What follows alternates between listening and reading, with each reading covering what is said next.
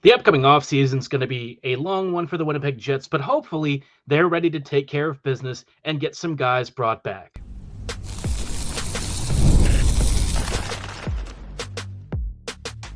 Your Locked On Jets, your daily podcast on the Winnipeg Jets, part of the Locked On Podcast Network, your team every day. Hey friends, and welcome to tonight's episode of Locked On Winnipeg Jets, part of the Locked On Podcast Network, your team every day. I'm your host, Harrison Lee, an avid Winnipeg Jets fan and an online blogger. You can follow me on Twitter at HOLivingLoco and at LO_Winnipeg Jets. Thanks for making Locked On Jets your first listen of the day every day. If you like what you're hearing, be sure to like, follow, and subscribe on all of your favorite podcasting platforms and YouTube. Doing so, of course, is always free of charge and ensures you never miss another episode. Most of all, though, we just love and appreciate your support. Today's episode, obviously, we have a decent bit to talk through. Look, the offseason's a few weeks away at this point, but it'll be coming up pretty soon. And for the Jets, there's a lot of stuff to take care of. With the playoff elimination, obviously, it's been a little bit tough for all of us. But the Jets still have to kind of pick themselves up, dust themselves off, and over the next few months, get ready for next season. And there's a lot of business to take care of. The Jets have a number of expiring free agents. They've got some challenging decisions to make. And I don't know how Winnipeg's going to navigate through all of this. As you can tell, we've got quite a few different parts of this to talk about, whether it's some of the winger situations, maybe the blue line logjam that they've got now to figure out, and kind of projecting a little bit further with some of the bigger extensions that they're going to have to figure out over the next couple of years. But let's start with some of the easier business, right? So the Jets have a number of RFAs coming up in the next few weeks and months. Obviously, some of the really basic ones are guys like Gabriel Vilardi. Of course, you've got to figure out the Dylan Sandberg thing. And for the Jets, I mean, these are pretty much easy-ish decisions. I will say with Vilardi, I'm a little curious to know what they do, right? The Jets, I don't want to say that they've got a bit of a hard question with him, but he has had a lengthy injury history. And I think when he came back during the playoffs, it was just very clear that he did not look like himself, right? Winnipeg, I think, had a very 50 to 60%-ish version of Vilardi. And it's not like this is the first time that he's missed a fair bit of the season, right? He's had some really tough injuries in the past couple of years, even dating back to his Kings days. And so I don't quite know what the best option is here. My personal feeling is that I would probably look at another bridge, right? I know that that's not really popular, but I think with Vilardi, you kind of need to figure out, can he stay healthy enough for a full season? And if you do commit to him long-term, right, how much would he actually be making? Because based on his current record, I don't know that it would actually be a particularly high amount. Do you want to bet on that and maybe take a bit of a swing for a 5 or a 6 year contract that's maybe at a lower AAV? I don't know. I think it's an interesting question because at 5v5, Vilardi has sort of been a little up and down, although that's partly with the line combinations that he's been on. CSV, my thoughts on that line, I don't think it's really his best fit. And so if you think that there's a chance that maybe you look at this offseason and re-examine how this team is built, I think that there's a really big role for Vilardi on this team at 5v5 and stuff. We know that his power play production is obviously very good. But beyond that, you need to figure out a little bit more about what kind of a player he is at even strength away from maybe that top line. So an interesting question. I think for now, I kind of lean towards bridge. Would love your thoughts on that. Probably a 2-year deal to get him to regular free agency, and then you sort of figure out from there if you really want to keep him around and make him a long-term part of this team, or if there's a bigger question about just how durable he really is. Love him. He's had a great tenure here, and he's been one of the biggest pieces since the Dubois trade. But obviously for the Jets, they've got to play things carefully, tread lightly, and make sure that they don't commit to anything that's not going to be in the best interests of really both parties. So I would look at a bridge there. Sandberg, though, get him locked up. I don't care what it takes. He is very clearly one of our most important defenders, and there's a decent chance that if Morrissey's injury was really serious and he's not able to start the season next year, Sandberg-Pionk is going to be our number one pairing. That pairing has been really a revelation for the Jets, and despite some concerns I do have about Pionk in the coming years as he starts to age out, that pairing, at least we know, has generally been fantastic. So Sandberg, get him signed for 7 or 8, get him locked up. He is a part of this core. He is one of our most important players, and very curious to know what his AAV looks like, because usually guys don't get a ton of money for being more of a defensive-y type, but I think Sandberg may be a slight exception. I'm very curious, but we're just going to have to see, right? This is going to be a very interesting negotiation. I think Sandberg loves playing in Winnipeg. I could easily see him settling, permanently here for the remainder of most of his career. So would love to make that a permanent thing. As far as like some of the other RFAs and UFAs are concerned, Barron, I guess you can bring back. He's kind of a little all over the place. There are times where I think Barron has some really good shifts and I really like him, and then there are other times where he just looks a little bit lost. And so, as a fourth liner, I think it's not the worst. Just bring him back for maybe on a short 2-year deal or something. Kupari, probably a similar situation. One of these guys probably gets qualified. Kupari, is probably my guess. Maybe you look at, maybe a 2-year extension for Kupari, something like that. But, nothing too crazy. With guys like Ford, I would like to see Ford back as well. He probably gets some sort of a 2-way deal is my guess. I would like to see him in the NHL at some point. I think he's got some real NHL talent on your bottom six, and he's not an offensive black hole. So if he can add a little bit of finishing touch on top of the physicality and forechecking ability, that would be great. As far as some of like the UFAs are concerned, though, Brandon Tanev, thank him for his service, but I think this is probably the last time that he should be in Winnipeg. He did what he was asked to do, and that's very appreciated. But beyond that, not really a terribly big fan of his game, right? So bid him farewell, thank him again. But I think that this is probably the last time that we're going to be seeing him. Mason Appleton, also, this should probably be the separation. He is one of the bigger players to be in my mind, that should be let go this offseason. He's not the biggest one, obviously, and there's a bigger name here that we're going to talk about in a little bit with regards to the Jets winger situation. But with Appleton, he's been here for a fair bit, and since he came back from the Kraken, I don't really feel like he's been the same guy. He just really struggles to create offense individually, and he can make some decent passes here and there, and he'll have some good forechecking moments. But I think a lot of the Andrew Kopp stuff that we once saw in him hasn't really materialized. And so for that reason, I think it's probably time to sort of cut him loose. Very much appreciate his service, and he's had some really great memories as a Jet, but I think he's going to be due for a raise somewhere else that's just not Winnipeg. I think Winnipeg needs to start relying internally on their youth more, right? This is where you start looking at some of your guys like Triperkov. Hopefully Triperkov will be healthy and ready to go at the start of next year. That seems to be a very fair expectation based on his timeline. Brad Lambert might need an increased NHL role here, especially with some imminent departures. So, yeah, guys like, Appleton, to me, are part of the old way of this team. And I think it's time for the Jets to really start to evolve and take their game to a new future and a new level. Winnipeg has gotten very far as it is, but I think it's time to start changing some things and making those adjustments to where you start getting to that 5 to 10% better that Arniel kept preaching about before the start of this season. Elsewhere, I'd like to see Dylan Coughlin maybe come back. I like him a lot. I think he's a cool player, but obviously he kind of plays more into that D logjam topic that we've got later. So we'll save some of the bigger thoughts for the blue line there.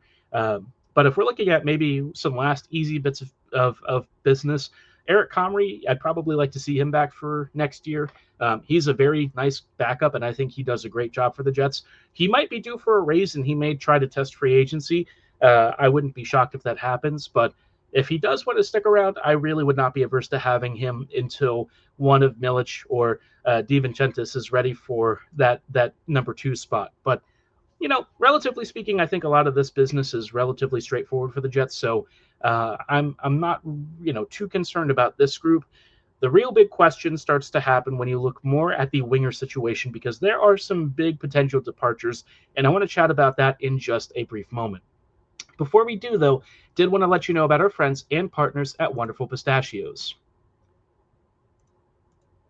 Looking for a snack that's both delicious and nutritious? Crack into a good source of protein with Wonderful Pistachios. Wonderful Pistachios is one of the highest protein nuts. Each 1 ounce serving has 6 grams of protein, giving you over 10% of your daily value.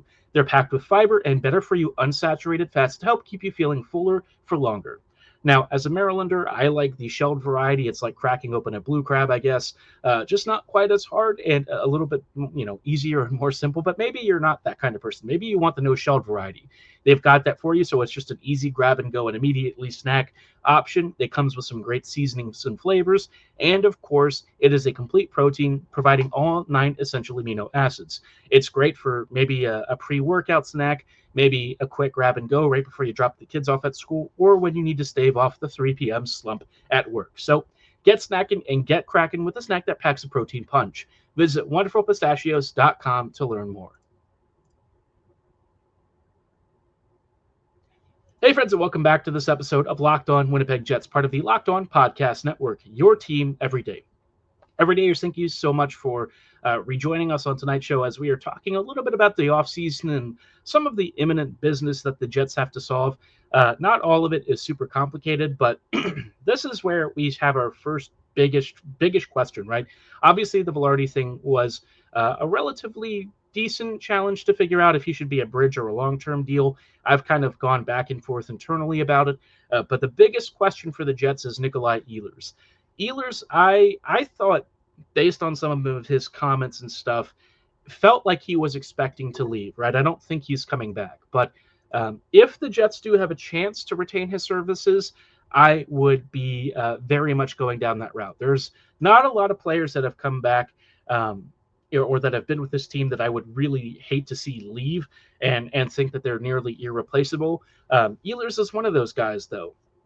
His transition and offensive ability and creativity are really a couple of skill sets that the Jets just don't have a lot of. He is one of our most impactful players at 5v5. Frankly, it's a shame that he was not given more minutes during the postseason. I know that he obviously came back from some injury and stuff and hasn't quite been at 100%, but I thought during the Stars series, we really started to see him take over and be more of that Nikolai Ehlers that we're used to. He's had some big moments in the Jets uniform, and I don't know what his next deal looks like. I would imagine the Jets would probably cap it at around 7 to 7.5 mil. He could probably get closer to 8 on the open market. Again, I don't quite know how that would all cut out. I know he has a reputation for missing a lot of games, but generally speaking, he actually hasn't missed as much as I think the perception exists, right? He's had a couple of years where he definitely did have like several months off, but for the most part, you look at his last couple of seasons, he played 69 games this year, 82 last season. The years before that, obviously, you had some weird COVID stuff and a couple of major injuries. But overall, I would say he's still very good value for money. He's still going to bring a lot of offense to this team. And really, the Jets just don't have anyone internal that I could see replacing him immediately. Lambert could eventually become a player like that, and I certainly do think that there's a chance he does. But in the interim, right, if this Jets team is still interested in competing, which I would think that they would be, this year obviously was a tough end, but there's no reason that they can't come back next year and try for another push. A lot of the Central Division powers are shifting. The Jets still have some of their top performers, and if Hellebuyck has finally conquered some of his playoff demons, this might be another season where they can really push hard, and they've still got a lot of assets to draw from to really build this team into something special. So for me, I really do feel like the Jets have an opportunity here, and I would really struggle to see a way that you replace Ehlers. If you do let him go, I mean, there's just not really anyone else that I would say is likely to be able to replace his impact. You've got Brock Besser maybe being as one of the biggest options, and like really, is anyone that interested in Besser? I like him. I think he's a solid player, but he's sluggish. He's not a fast skater. And at the stage of his career, he's had some big injuries, and I think that he is a capable player, and he's got some offensive pop, but he's not really somebody that does the sort of transition work that Ehlers does. Elsewhere, you could maybe try and figure out if one of Kuzmenko or Mangiapane would fit into your middle six, but they don't do the same thing that Nick does. Ehlers is one of the highest 5v5 rate scoring players out there. He's one of the most creative skaters, and there's just not many players with his skill set that's going to be available. In my mind, he's probably the best free agent that's going to be available outside of like a Marner or a Tavares. And even above, Marner and Tavares, I would think that Ehlers is a more complete player in some ways. Not necessarily the higher scoring guy, but in terms of his creativity and how he drives offense, Ehlers is absolute dynamite. Marner's probably the only guy that could really touch him in terms of that transition ability and stuff. And Ehlers is really an expert at it. So you just don't have that many good choices. And if you try to look elsewhere, I mean, again, you could try and maybe look at a Mantha type or something. There are players who will be available on the market who could probably do some sort of a job. It's just not going to be the kind of job that I think Winnipeg would be thrilled with or would really get the same level of value that they do with Ehlers, right? But again, I think that the relationship between Nick and the team is probably pretty banged up. I can't really see this being repaired so easily just because you look at how Ehlers' ice time has been distributed over the last several years. You see it even in the playoffs that he's behind Mason Appleton. So the Jets kind of have their pecking order. I think Nick probably has another destination in mind at this point. Not that he's like trying to run away or whatever, but like, let's be honest, right? The Jets basically giving him 14, 15 minutes a night has probably depressed his potential future contract earnings, and that's going to hurt the relationship whether it's personal or not. It's just part of the business. And so for me, I wouldn't be shocked if he does depart. If you're looking for other free agent wingers, again, there's just not a lot out there that's super interesting. I mean, you look at maybe like a Mantha or something. Kyle Palmieri, I guess, would be available. Mangiapane could be of interest. I actually like Andrew's game a lot. I think he's a really pesky, skilled middle six option, but I'd be looking at him more for like your third line. And at that point, you've just, again, I've said you should really lean on your youth. And a guy like Shibrakov, for me, would probably be that level of player. And if you're trying to sign Mangiapane or Kuzmenko or any of these other guys to replace an Ehlers, you're going to be really disappointed. They're just not the same level of creative force and skilled players. So that's where I kind of sit. I'm curious to know how you feel about all this. Do you sort of feel that a divorce at this point is necessary? I go back and forth on it a lot just because Ehlers does carry some risk. He's, getting closer to 30. The fall off may be quick, but I still think he's got enough in the tank where for the next, 2 to 3 seasons of his career, he's still going to be a difference maker of some sort. And I think, the Jets have a chance if they do keep him to make him a more core player of this team. The way that they've used him the past couple of years has been all over the place. I think Arniel does like him, but even Arniel sort of falls into some of the bonus traps during the playoffs. So hopefully, if he does return, how he's used going forward does change. Again, if the replacement is Brock Boeser, I mean, you could technically do worse. I just don't think Brock really brings anywhere near the same kind of game that Ehlers does. Boeser is so not really well thought of that he couldn't even fetch a first-round pick at the trade deadline. So I don't really think that, a guy like him is going to be the answer to Ehlers. Not every player, and trade valuation is how you should look at their careers and how you should judge them. But I think with Boeser, it's actually decently telling about, the status of his current game. So Ehlers, hope he comes back. Would love to see him extended long-term, 6-7 years. Wouldn't be shocked, though, if this is his last season as a Jet. And if it was a really fun one.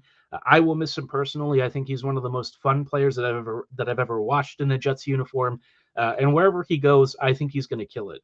I could easily see him hitting 70, 80 points with another team. Some squad that's able to make more use of his skill set's probably going to really benefit.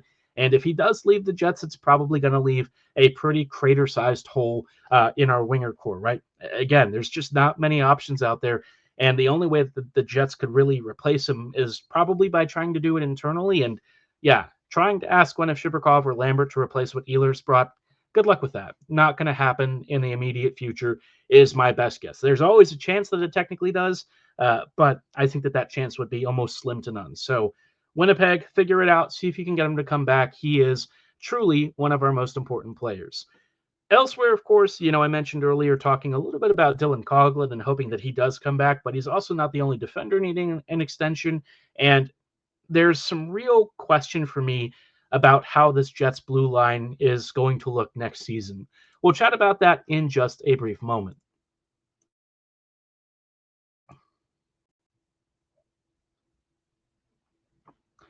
Hey, friends, and welcome back to these closing thoughts on tonight's episode of Locked On Winnipeg Jets, part of the Locked On Podcast Network. Your team every day.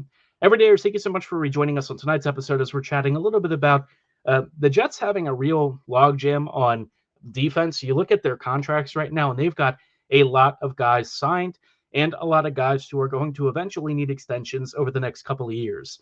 Now, obviously, Dylan Sandberg is the most immediate thing. I focused really on him first because to me, I think making him a long-term Jet is very simple. I think you just need to get it done one way or another. The rest of the Jets blue line situation is a little more complicated. You look at this blue line group, and at some point, something's got to give, right? You've got three guys already who are kind of locked into your top three. Dylan Sandberg will immediately join that group here sometime over the summer. I feel pretty confident in that, but you look at the third pairing, and there's been so much rotation, so much movement. It's very hard to know how the Jets, in my mind, view this group.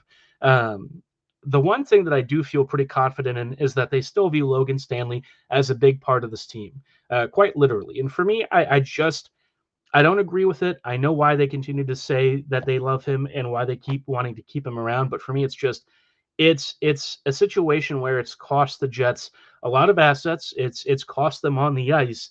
And, Stanley has never really gotten to a level to where I think he's a routine starter. He's fine as a seventh defender. And if that's how they use him going forward, that's fine with me. But he's also making 1.25 mil. And I think the org just loves him. So I wouldn't be shocked if he comes back and starts playing in the regular season again. Billy Heinola, you got to figure out what to do with Heinola. He's really been given a pretty poor hand, both in luck and with how this org has kind of viewed him. And at some point, if you're not going to play him, you either got to waive him or trade him.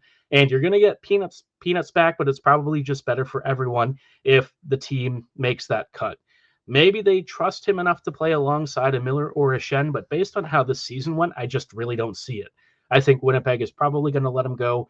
I wouldn't be shocked if it happens this summer. It's really been, a same song and dance with how they view the smaller, craftier blue liners. And I think it's, to me, a mistake. I think a lot of teams have proven that these really elusive guys are actually quite important for how you move the puck and how you create offense. But you know me, that's sort of my spiel. Where I really do hope the Jets make a decision is on Luke Schenn. I don't think he can really come back next year. For me, he was a player who just really didn't bring enough to this team, and in fact, in many cases, was a huge liability.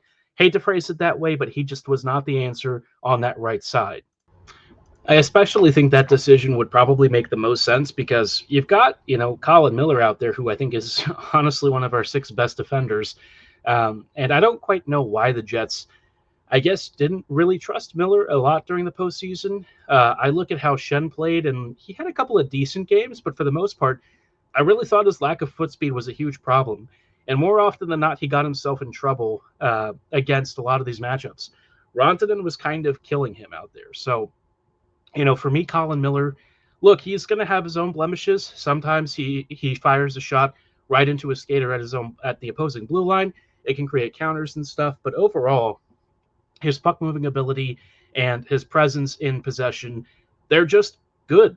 I think he's a really solid third pairing guy. And if he were to come back next season, I think he is a player that I would lean heavily on rather than looking at guys like Schenn and Stanley, right? But the Jets kind of have a bit of a typecast with how they look at their defense, and they don't really stray away from it. So I don't really know what's going to happen there. And my feeling is that they're probably going to keep both. But honestly, Schenn for me just takes up another roster spot, and I really haven't been impressed with him. So Miller to me is the guy to prioritize. Wouldn't be shocked if one of them does get moved, and it also wouldn't shock me if that player might be Miller. But hey, we'll have to just wait and see. On the left side, I've seen a lot of people talking about Hayden Fleury coming back. I'm like a little ambivalent about it. He had a really good playoffs, and I was impressed with that. But I just, it's not for me a priority, right? If he comes back, great, especially on a cheap deal, but it's not like the first port of call for me. I think he's fine. I think he's a solid third pairing guy. I also wouldn't be shocked if the team tries to play Stanley over him. Winnipeg definitely has a Logan blind spot, and it's kind of been a continuing trend with this team for a long time. So again, I don't quite know how they they view that prioritization internally, but at least with the coaching staff, I think that there's definitely been a bit of a pecking order, and I don't know that Fleury is really a guy that they trust more necessarily than Stanley. Yes, he did get deputized for the postseason, and he played a fair few games, and they were generally pretty good games. But when it comes to the regular season again, I would not be shocked if they go back to their big 6-7. So, yeah, I could go either way. Coughlin for me is the guy I really am interested in. I don't know why they didn't really give him a bigger look with this team. I think Coughlin is very good.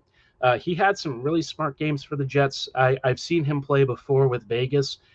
He, for some reason, just seemingly can't carve out a full-time NHL role, even though I think he's actually very gifted and very fun to play and watch. So for me, I wouldn't mind him coming back on a cheap deal.